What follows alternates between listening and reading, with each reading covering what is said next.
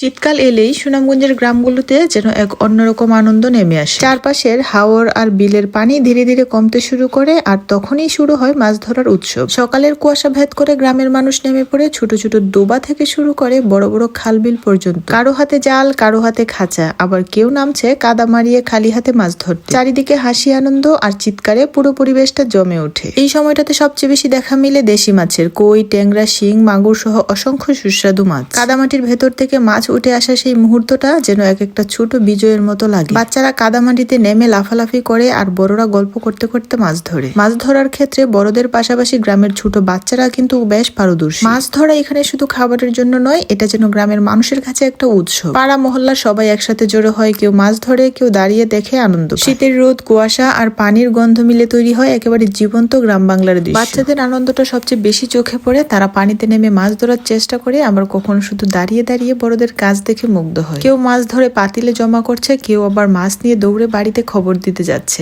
আজ অনেক মাছ ধরা পড়েছে। দুপুরের আগেই অনেক বাড়িতে রান্না হয়ে যায় টাটকা মাছের ঝোল, যার স্বাদ শহরের কোনো খাবারের সাথে তুলনা করা যায় না। মিষ্টি রোদ, কুয়াশা ভেজা সকাল, কাদামাটির গন্ধ আর মানুষের হাসির শব্দ সব মিলিয়ে তৈরি হয় এক জীবন্ত গ্রাম বাংলার ছবি। এই মাছ ধরা শুধু জীবিকার অংশ নয়, এটা গ্রামীণ সংস্কৃতিরও একটা বড় অংশ। এখানে আছে আনন্দ, সহযোগিতা আছে, আর আছে একসাথে থাকার অনুভূতি। দিনের শেষে সবাই যখন মাছ নিয়ে বাড়ি ফেরে, তখন মুখে থাকে তৃপ্তির হাসি। কেউ বেশি পেয়েছে, কেউ কম, কিন্তু আনন্দটা সবার জন্যই সমান। এই ছোট ছোট মুহূর্তগুলোই সুনামগঞ্জের গ্রামের শীতকালকে করে তোলে স্মরণীয়। আমরা গ্রামে থাকি কিংবা শহরে, এই মাছগুলো কিন্তু আমাদের কম বেশি খাওয়াই হয়, কিন্তু কষ্ট লাগে ওদের জন্য যারা থাকে প্রবাসে। ওদের বছরের পর বছর কেটে যায় ফ্রোজেন করা মাছ মাংস খেয়ে। প্রবাসীরা হয়তো ভুলেই যায় দেশি মাছের স্বাদ আসলে কেমন। কে আমার মতো দেশি মাছ খেতে খুব পছন্দ করেন তা অবশ্যই কমেন্ট করে জানাবেন। ভিডিওটা ভালো লাগলে অবশ্যই লাইক, কমেন্ট আর শেয়ার করতে ভুলবেন না, এবং পরবর্তীতে কোন ধরনের ভিডিও পেতে চান তা অবশ্যই কমেন্ট করবেন। সবাই অনেক ভালো থাকবেন। আল্লাহ হাফেজ।